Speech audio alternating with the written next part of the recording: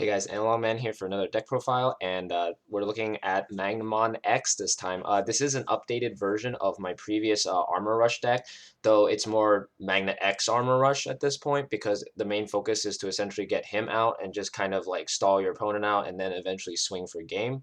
The deck is a little bit more. It does utilize Jogress like the previous build that I had posted, but we don't focus on getting into Imperial anymore. This deck actually has less Imperial like cards in there, so that way you're basically just swinging as fast as possible, especially with this meta being mostly OTK. You have to essentially keep up with them, and Armor Rush is one of the few decks that can actually check at least multiple security before anybody can really do anything about it, which is really nice. So I honestly say this is I expecting this to probably be one of the top contenders, maybe tier one, because with the hits to yellow hybrid and blue, potentially this deck just had an obstacle removed. So now this deck can potentially maybe be able to compete with Grandis or even the other X antibody deck. So let's get into it so I can show you what I mean. So first we run four Upamons. We still run Upamon because people still do play rookies and stuff to kind of pass turns. So we push up our level 4 swing. We get an extra draw, which is really nice. And yeah, really solid egg regardless. Then for the last egg, we run one Demi V because we are running the Vmon that does jamming. So this does give you an extra draw, which is really nice. So I honestly really like it. And of course, this is the one I got from the Ultimate Cup. So I kind of wanted to use it. So really solid. Let's get into the rookies. We have, I think, about maybe 14 rookies, but we'll show them off first. So first, we're running the 4 Vmons, the old BT3 one, because of course jamming is still really powerful, and a really cool combo you can do is evolve this into Flamedramon, then play Fire Rocket, and then swing for 2 checks, and if you Armor Purge, you can basically continue to check with him because he has jamming, which is really cool. Then we run 4 of the Vmon from BT8, the one that searches dual color. The cool thing is that this searches any dual color card, so you can grab Tamers and options too. So having this at maxed is really good because a lot of the cards in this deck are dual colored now.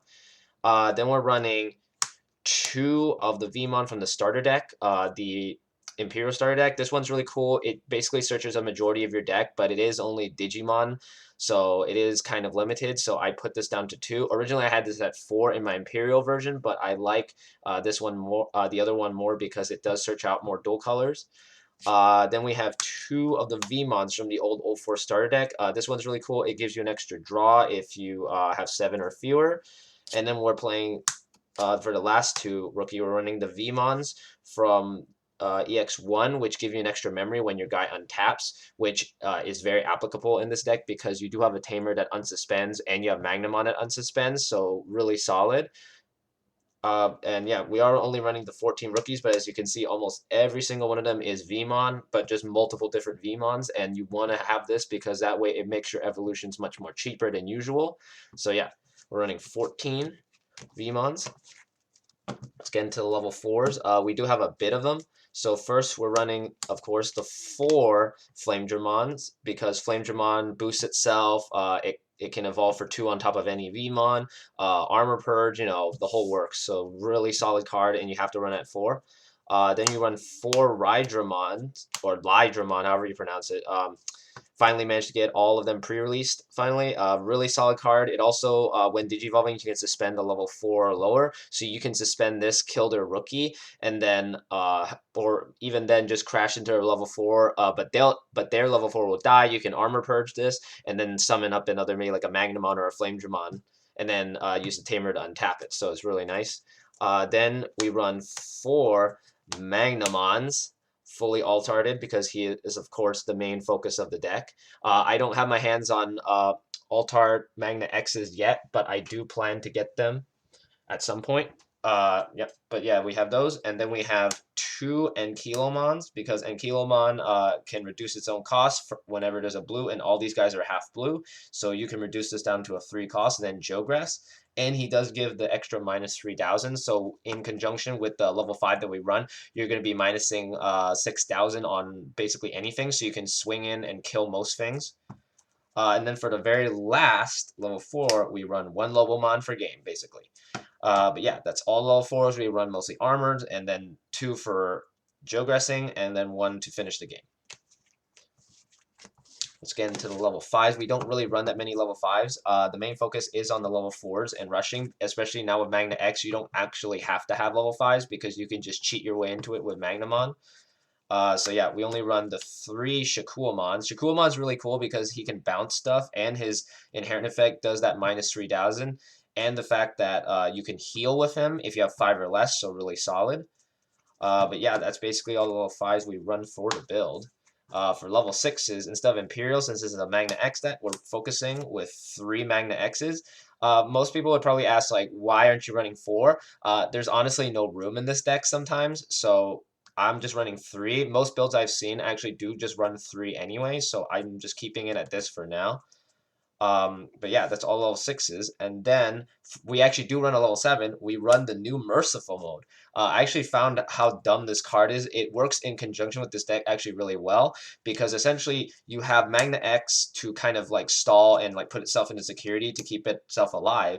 Then you can just like uh, then you can like make another one, or if it is already or if it's still alive, you can just go, oh, merciful mode on top, delete their dudes, and then recycle some of the stuff that they need maybe in their trash, because a lot of decks do need stuff in trash. And then next turn, at the start of your turn, you just trash this and it becomes Magna X again. And then if you and then you could just keep swinging with this guy. So it's really cool how it works together. So 1 Merciful mode is really cool. I kind of want to try 2, but I feel like that might break the deck, so I'm just keeping it at 1 for now for testing purposes. But yeah, that's all the Digimon that we actually run in this deck, actually. Let's move on to the options.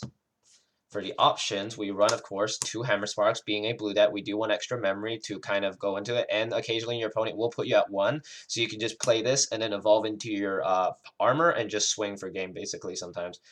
Then 1 Ice Wall, because Ice Wall is still a really strong card. It really sucks that this is at 1, but, you know, that's just how it is. It's pretty broken.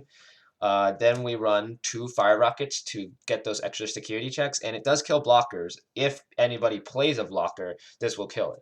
So really cool. Then of course we're running the two of the new yellow option card, Awakening of the Golden Knight. Honestly, I kind of like the original name more, Awakening of the Golden Digizoid. That sounds way more weird and kind of unique, but this card's really cool. It basically lets you cheat into a Magnamon X without paying the full 4 costs. So sometimes that 1 memory can count. But the cool thing is that it says you may Digivolve one of your Digimon with armor form and its traits into a Digimon card with Magnamon and its name in your hand.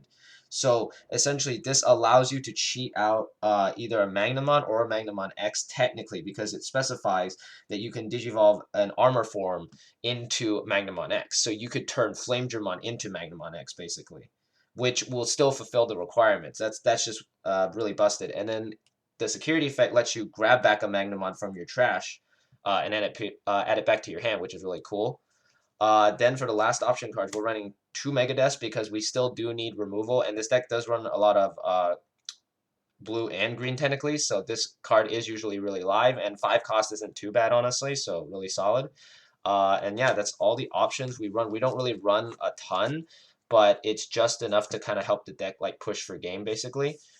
Then the last few cards are just Tamers. We are running 3 Davis and Cans. I apologize for not having them fully alt-arted, but I couldn't grab the third one back when the whole pre-release and all the other stuff were going on, so we're just sticking with how it is. This card's still really busted. It gives you so much memory, and it lets you untap stuff, so it's like an absolute like 3 in this deck for now, especially if we're abusing the Armor Rush, basically.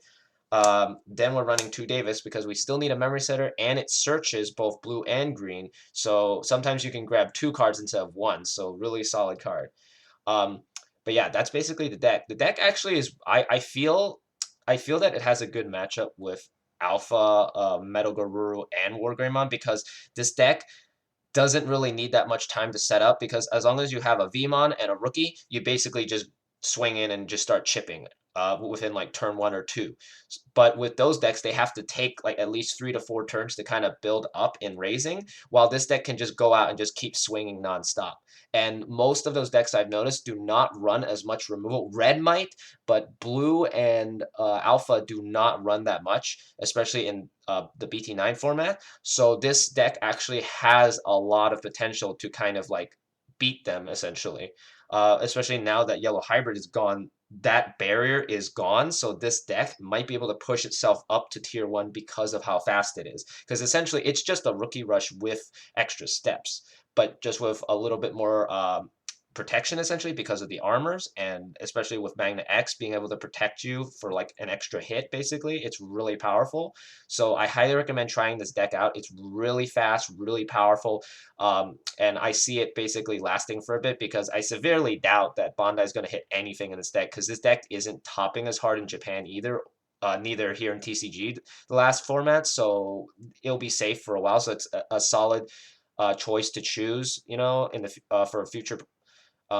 Basically, I'm saying it's future proof, but essentially that, yeah. Anyway, thanks for watching, and you know, like, comment, subscribe. Let me know what you thought of the deck. You know, and you know what stuff you could possibly add, or maybe some cool advice that I didn't even know. Like, shout out to the person who previously let me know about a specific tech for Beelstar because that actually helped me win a bunch of games. But yeah. Anyway, thanks for watching. I'll see you guys next time.